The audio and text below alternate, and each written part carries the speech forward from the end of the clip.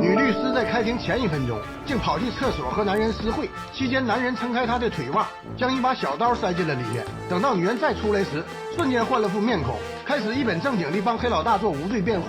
这时黑老大对他傻眼，两人心照不宣地准备进行下一步计划。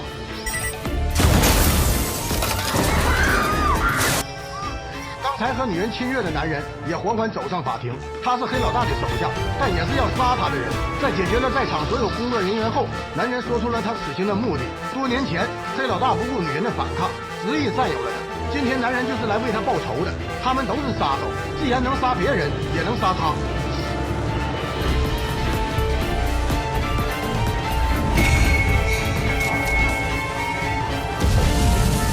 特警们也被这场爆炸波及，但好在队长反应十分迅速，他一边向上级呼叫救援，一边观察四周的情况。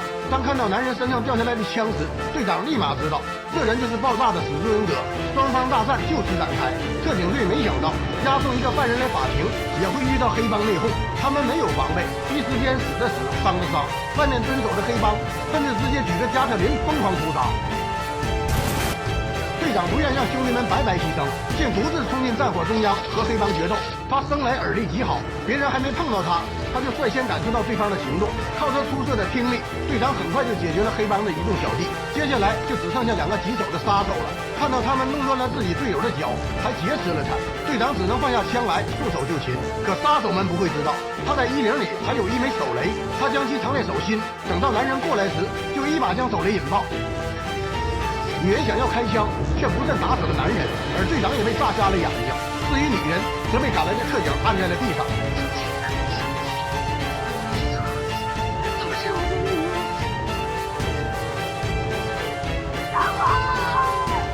队长成为了盲人，自然不能再做特警。他回到家里，每天郁郁寡欢。幸好他有个女儿，带着他一步步走出困境。眼睛看不见，那就用耳朵。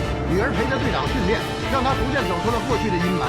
可当队长陪着女儿去参加小提琴演出时，他的女儿竟被人给绑架了。队长慌忙追过去，却因为看不见而被对方撞倒在地。他赶紧掏出手机来报警，但警官却带他去认领尸体。河边有具女尸，和队长的女儿穿着一样的衣服，就连身上的东西也一模一样。警官觉得这就是队长被绑架的女儿，可队长一摸女尸的手，就知道这不是，因为尸体的手很光滑，而他女儿学了10年小提琴，手上早已遍布茧子。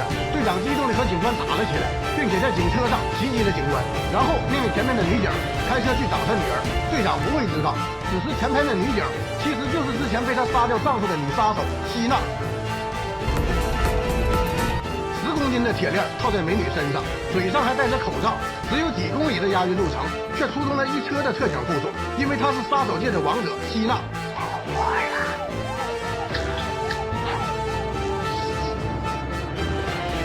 这些人当然不是来救他的，他们都是黑帮太子的手下，专门前来击杀希娜。希娜杀了黑老大，太子自然不会轻易放过他。可就这么点小喽啰，还不够希娜塞牙缝的。趁着手下们换弹夹的功夫，希娜淡定从车内走出，一枪一个，完美无误。希娜的仇人除了太子，还有杀掉她丈夫的特警队队长。为了报仇雪恨，她伪装成押运车上的其中1名女警，并趁队长女儿失踪时接近她。队长急着要去寻找女儿，但只有希娜知道她女儿的下落。太子他们一直在做贩卖少女的勾当，每一年他们都会从世界各地拐卖很多女孩，然后通过拍卖的方式给卖掉。希娜断定队长的女儿在太子那里，队长不知道希娜的身份，还以为她是个正直的女警，当即就相信了她的话，并跟着她前往黑帮的窝点。这个老太是专门负责收送少女的，队长假装成卖家来把希娜卖给她。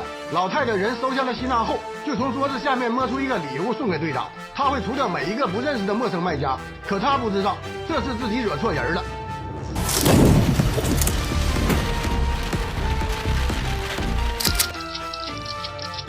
队长摸索着打开暗室的门，希娜那边似乎出了什么状况，竟然传来了一阵阵惨叫。队长循着声音走过去，结果被人猛地打晕了过去。等他再次醒来，已经被人给锁了起来。他的链子连着希娜的链子，只要他走近几步，希娜就会被倒挂着淹死在水箱里，魂不走晕。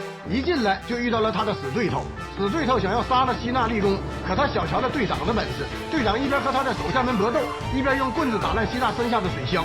看见希娜被放出来，死对头立马慌了，他想要逃跑，但希娜可不会给他这个机会，他立马用枪托攻击死对头。队长那边则靠着听力在解决围攻他的人。等到他清理完现场赶过来后，迅速抓着死对头，逼问他自己女儿的下落。可太子那里有那么多被拐卖的女孩，死对头又怎么知道队长的女儿有没有在那？见从死对头那里打探不出有用的消息，希娜立即踹了死对头一脚，让死对头被队长手上的刀给杀死。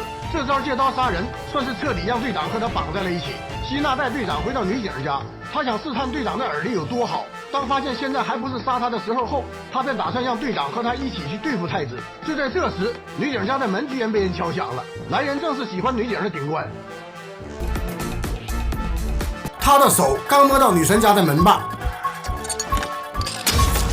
警官并不知道，现在在屋里的是顶级杀手希娜，他心中的女神早就死了。与此同时，黑帮的人也赶到了这里。警官不懂这是什么情况，只能对黑帮的人说：“我们是自己人。”黑帮懒得管他，他们忙着去杀棘手的希娜，但希娜早已和队长躲进了浴缸。他们在屋里提前剪断了燃气管，黑帮一开火，屋内瞬间爆炸。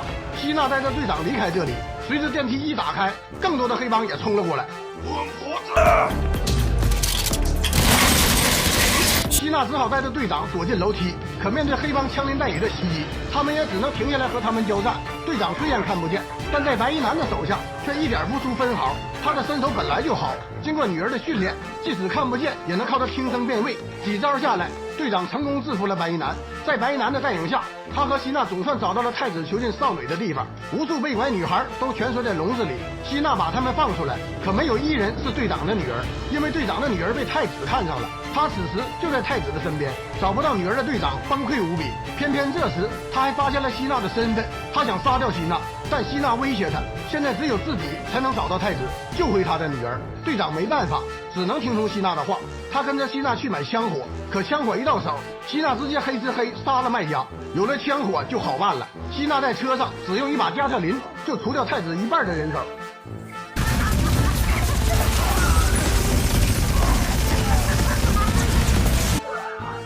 而队长则趁机潜入断电的大楼，黑暗是他绝对的优势，大家都看不见，他的超神听力便发挥了作用。队长一路过关斩将，可希娜却比他先找到女儿。希娜开枪除掉了想对队长女儿下手的太子，然后他把队长女儿吊起来，用以威胁队长就范。